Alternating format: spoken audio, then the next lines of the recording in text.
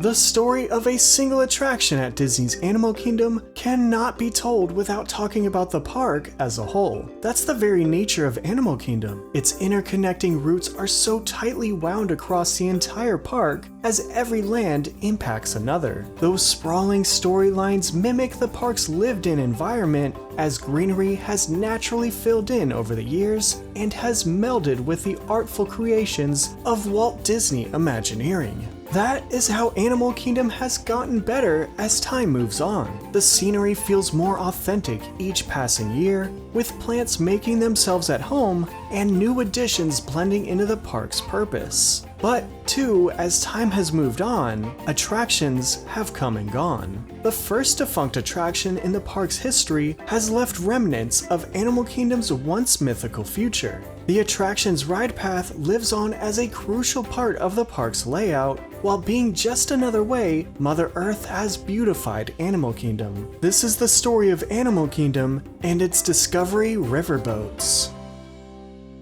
I'm here to announce that we're going to present a Wild Animal Kingdom. In 1995, the Walt Disney Company announced plans to build a fourth theme park in its Orlando-based Walt Disney World complex. Then named Disney's Wild Animal Kingdom, this idea would require a new approach by Disney. Instead of mainly telling stories with audio animatronics, the upcoming theme park would be largely characterized by zoo-like environments and attractions using live animals. But make no mistake about it, Disney's Wild Animal Kingdom would still be a theme park. As to not disturb the live animal exhibits with thrill rides, Disney planned to create separate lands that were themed to creatures that didn't exist.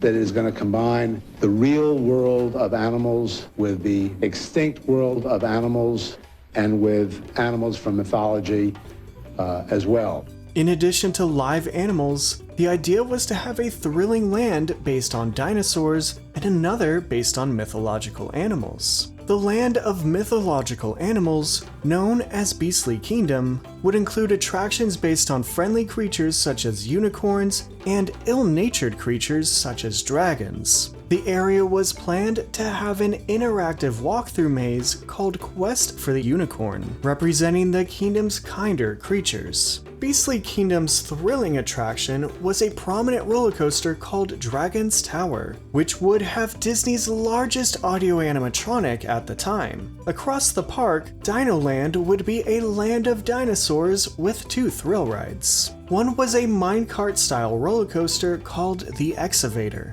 The other dino-themed thrill ride would be a near replica of the Indiana Jones Adventure Dark Ride at Disneyland Park, named Countdown to Extinction. The three pillars of Animal Kingdom, with real, mythological, and extinct animals, were connected around the park's icon, a 14-story artificial tree called the Tree of Life.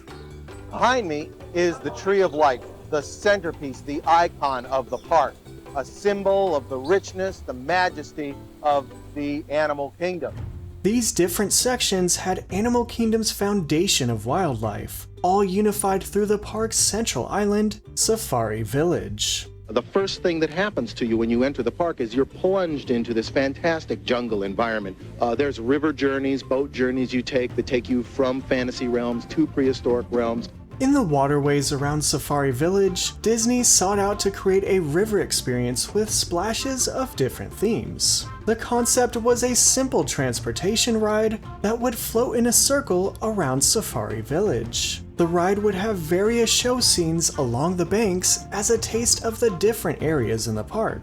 As with many theme park attractions, the initial blue sky concepts were impressive and optimistic, with some rumors suggesting a dramatic encounter with the legendary underwater kraken. The more promising proposed scenes were tied to the park's impending Beastly Kingdom land, the first of which was a majestic unicorn sighting with glorious mist around the riverbanks, adding to the mysterious effect. The more prominent Beastly scene would include an imposing dragon audio animatronic, similar to that from the planned Dragon roller coaster. The scene would be set up with a spread of rockwork as a dragon growled from inside a cave. The metallic, charred remains of fallen knights were scattered and displayed around the rocks as an instant warning to anyone who came near the cave. While the riverboat passed by, the dragon would lunge out of the cave by use of a retractable rig for the animatronic and furiously breathe fire at guests. The boat would narrowly escape and continue down the river.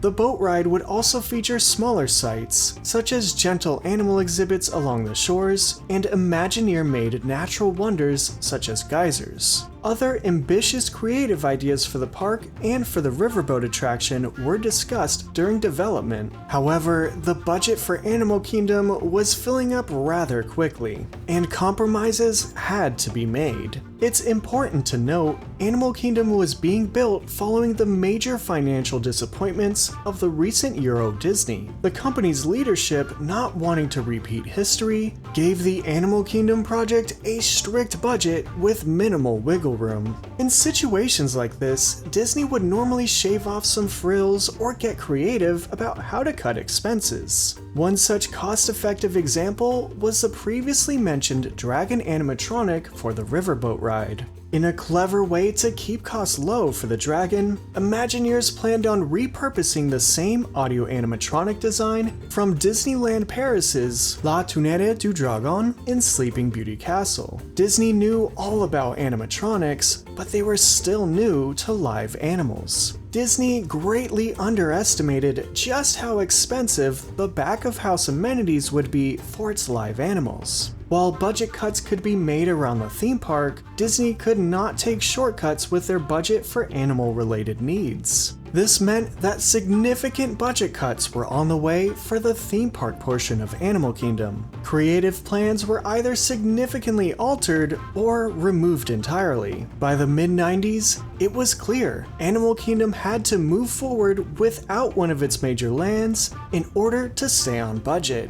As the story goes, Disney's leadership would cut funds from either Dino Land or Beastly Kingdom. Coincidentally, Disney at this time was also in the early stages of producing a CGI blockbuster called Dinosaur. Not to mention, the 90s had a frenzy of successful dinosaur movies and TV shows. Wanting to capitalize on the upcoming dinosaur movie, and after some allegedly dramatic internal conversations, Disney decided to greenlight Dinoland, shelving Beastly Kingdom for a possible future expansion. Since Beastly Kingdom no longer had funding, the land and all its attractions, including the Dragon's Tower roller coaster, were put on hold indefinitely. But at least the land got some representation in different promotional efforts leading up to the park's opening, including a dragon toy for a McDonald's Happy Meal. That's the Reader's Digest version of Beastly Kingdom's story, but it's an important one when discussing the riverboats. This attraction would be scaled down significantly as well. Pricey effects like the billow of a kraken were cut without a replacement. While Beastly Kingdom may have been suspended at the time, traces of its theme still would ripple in the waters of the Discovery River. The dragon scene was distinctly whittled down and lost its impressive animatronic.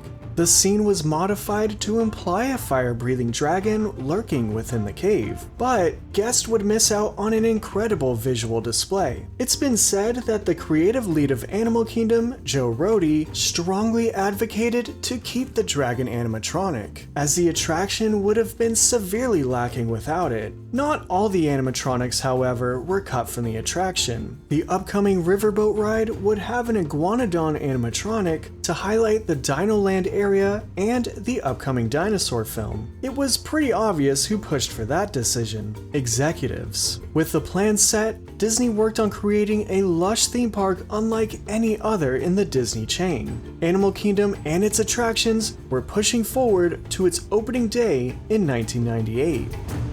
Welcome to the kingdom of animals, real, ancient, and imagined. A kingdom ruled by lions, dinosaurs, and dragons. A kingdom of balance, harmony, and survival. a kingdom we enter to share in the wonder, gaze at the beauty, thrill at the drama, and learn. Disney's Animal Kingdom fittingly opened on Earth Day, April 22nd, 1998. This was the first Disney theme park to open in Orlando since Disney MGM Studios debuted about a decade prior. The massive crowd was eager to see and do all that awaited inside the brand new theme park.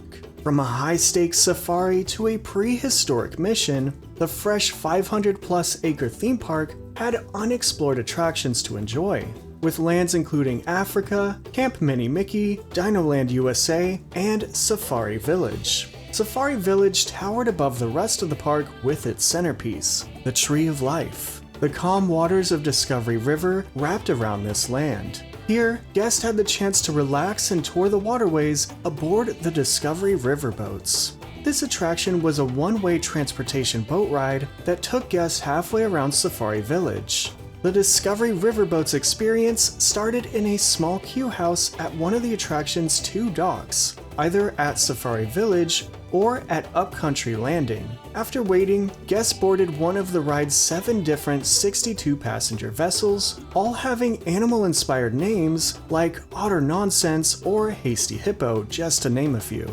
The 10-minute journey was led by 2 cast members, a skipper who operated the free-floating boat, and an animal handler who showed guests small caged creatures such as insects and reptiles. The 2 cast members spieled back and forth, sharing about the park, the animals, and the landmarks seen around the river. The waterways mostly had foliage along the banks, with a few themed displays for guests to see. Those sites, however, were relatively spread out, so the skipper and the animal handler filled time throughout the majority of the journey. That said, the experience was different depending on which of the 2 docks riders departed from. For those who boarded at Safari Village, the ride experience went like this.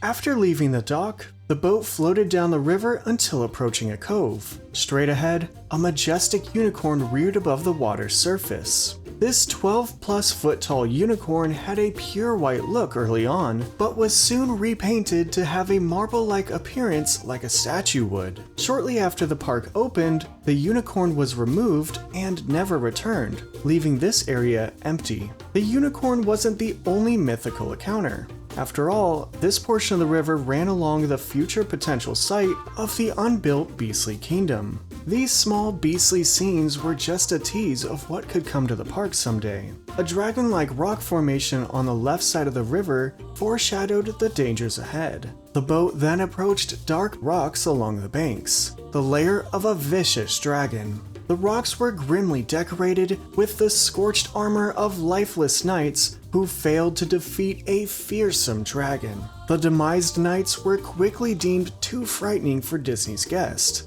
so they were removed during the park's cast member preview period. Those props never made it to the park's opening for the public. Still, after losing its animatronic before development, and the armored knights during previews, the rocky scene managed to retain a burst of intensity. As the boat passed by, riders could hear a low growl coming from the shadowy rocks. A hidden dragon puffed a blast of fire from the caves. The dragon snarled from the darkness, never to be seen, as the boats continued down Discovery River. Farther along, the boat passed by active geysers that sprayed splashes of water into the sky. The voyage continued past Harambe Village for a look at the lively streets of Animal Kingdom. The boat approached its destination, but not before passing a small riverside bird exhibit and a nice vantage point of the Tree of Life. The boat approached the ride's second dock as all guests had to exit. That was so scary. I know. I was sure we were gonna crash and die at the Dragon Rocks. Really? You covered it well with your screaming. This was only the halfway point around the river. The other half of the ride, which had different sites, could be experienced by those who boarded at the Upcountry landing dock. Starting at that location, the ride experience went like this. This half of the river, similar to the other, had long stretches without major scenes to look at. The skipper and animal handler kept guests entertained during down moments. Along the river, the boat approached the first notable landmark, a group of fountains stylized like animals. The fountains were nicely designed and brightly colored, as spouting water gave the scene a bit of movement. The boat passed by the Asia section of the park, which was still under construction during Animal Kingdom's inaugural year. The next area the boat approached was Dinoland, USA, home of the Dino Institute. The animal handler on board appropriately brought out a lizard through this area as the two cast members got on the topic of dinosaurs. This all led up to what may have been the attraction's most impressive scene. Turns out an iguanodon got loose from the Dino Institute and found itself in the Discovery River. The dinosaur stood in a shallow part of the river, grunting and looking at the boat while it floated by.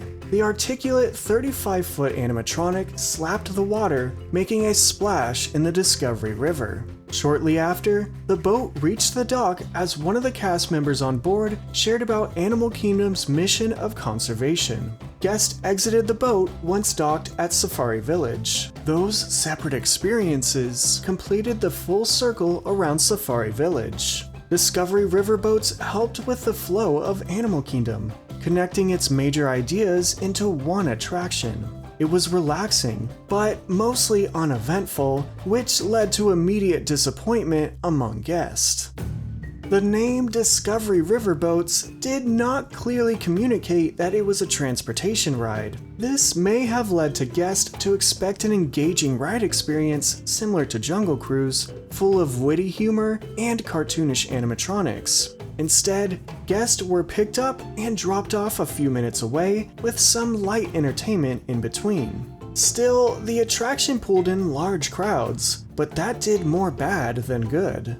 Wait times for Discovery Riverboats regularly exceeded an hour, even when the rest of the park was slow. A mild cruise on a Discovery tour boat will help you relax and take your mind off all those lines. This caused guests to typically dedicate more than an hour of their day to cruise half the river. Needless to say, the attraction itself was underwhelming given the time commitment on top of the expectations guests had. Anyone could walk from one dock to another in a fraction of the time, so Discovery Riverboats was even functionally disappointing as a transportation ride. On top of these issues, the ride's biggest draw started to wear down. Maintaining a dinosaur animatronic in the water wasn't exactly easy. Just ask the folks over at Jurassic Park. Well, the Iguanodon animatronic quickly lost its realistic range of motion, adding to the growing list of reasons why Discovery Riverboats continued to disappoint. Guests were not the only ones left disappointed. Disney also wanted to find ways to tweak the riverboats for better results. They began refining the attraction as a means to improve guest satisfaction. By the summer of 1998, about 2 months after opening, Discovery Riverboats started round-trip operations. This decreased the attraction's capacity, but it improved the value guests got out of waiting in line. Still, the adjustment wasn't enough. Disney needed a new approach for the Discovery Riverboats. By fall time of the same year, Discovery Riverboats ceased operations. After about a month of being dormant, the ride reopened under a new name, Discovery River Taxis. The updated taxi name was closer to what guests could expect from the ride. This was Disney's attempt to raise guest satisfaction. Discovery River Taxis featured pre-recorded narration instead of relying on constant back-and-forth spieling between the skipper and the animal handler. This version of the ride lasted for about a month as it suspended daily operations by November 1998. It reopened occasionally only in relief for peak holiday crowds. The Discovery River Taxis were practically on life support headed into 1999, and eventually the ride shut down. The attraction was no longer listed on the park maps. Guests were left wondering whether or not the boats would ever return. Rumors of potential new names started spreading, but Disney had something planned. The boats would eventually reopen to a new beat. Hey now, you're an all-star, get your game on. Radio Disney, music and prizes that rock.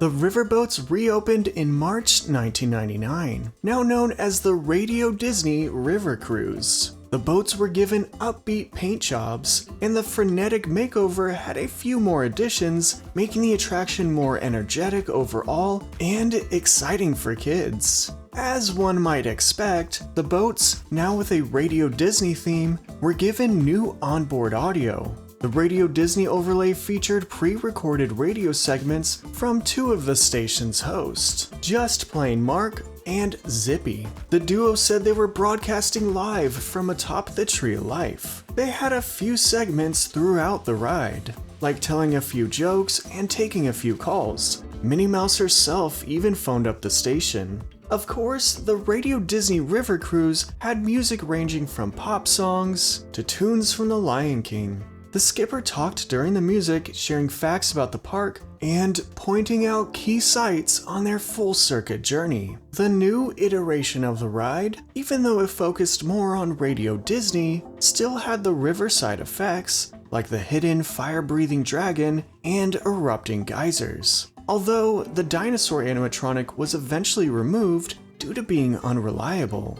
Overall, these updates helped, but the retrofitted riverboats never impressed in any significant way. Disney tried to salvage the attraction by making it more relevant and catchy, but the updates weren't quite enough in tune. By August 21st, 1999, about a year and some change after the park opened, Radio Disney River Cruise closed for good. Some speculated whether a new iteration were on the way, but this was it. The Discovery River was left to be taken over by the thriving plant life in Animal Kingdom. The attraction was the first extinct ride at Disney's Animal Kingdom. Disney struggled to find the right approach to make the riverboats a positive experience in the park. Unfortunately, the attraction was a victim of a strict budget that significantly altered the end product. On paper, the riverboats had more exciting elements than other rides of the same type, but the execution didn't resonate with guests. After a short run, Discovery riverboats joined the likes of Plaza Swan boats, becoming defunct. The park has changed since the boats have closed. Safari Village is now known as Discovery Island, but the Discovery River still runs around the area, intertwining the park's major lands. The waterways, now filled with water lilies, still have some motion. Boats with characters or live entertainment float around the river from time to time for all to enjoy. And with a new waterside seating area, the water itself has served as the venue for the former Rivers of Light nighttime show and the retired Kite Tales daytime show. Future shows may bring more life to the water someday as well. The docks and queue houses are also still around, being used for character meet and greets or seating areas during different periods. As for the former boats, some stayed right at home in the Discovery River, once being reused for character sightings. Others have been used for transportation purposes in other locations around the Walt Disney World Resort. Some of the familiar faces of the ride survived to some extent and have been relocated. Infamously, the Iguanodon animatronic went almost completely to waste. After its time in the Discovery River, the animatronic was shipped to Walt Disney Studios Park in Paris. The animatronic was stripped of its dinosaur appearance and sat among other props in the park's Studio Tram Tour ride. This animatronic was a hefty investment, being chosen over another impressive idea, and ultimately left to rot outside. The unicorn figure, although on display for only a few weeks, had a happier ending to its story. The unicorn was auctioned off by Disney and now has a caring home by private owners. The unicorn is now named Beastly as a nod to Beastly Kingdom and has an active social media presence. While the river cruise has been closed for decades now, the attraction isn't fully dead in the water. Some of its thematic elements can still be found in Animal Kingdom, specifically the Dragon Rocks area. The Dragon Rock formation is in plain sight, with the once fiery cave still around. The geysers also can be seen near Harambe Village. nature has claimed these rocks as its own, almost as if Mother Earth is acting as an extra Imagineer for the park. Animal Kingdom now has otherworldly touches, as the expansion plot once reserved for Beastly Kingdom has been transformed into Pandora, the world of Avatar. I mean, take a look around you. You're in Pandora. The world of Avatar. It's all a weird story, how the park came to be, and how Discovery Riverboats turned out. But that's what Animal Kingdom is. Weird. The park has grown into its own, having the enlightening charm of nature that can't be recreated. Animal Kingdom is a park of discovery that can inspire with its world of realism and fantasy, while telling a story of conservation and appreciation. The park's educational celebration of wildlife sends guests home with a new outlook on the world. Sometimes we just need a new perspective. Discovery Riverboats did just that, letting guests view the park from another vantage point. The water of the river still flows as time moves on, reminding parkgoers how one small ripple can change an entire park.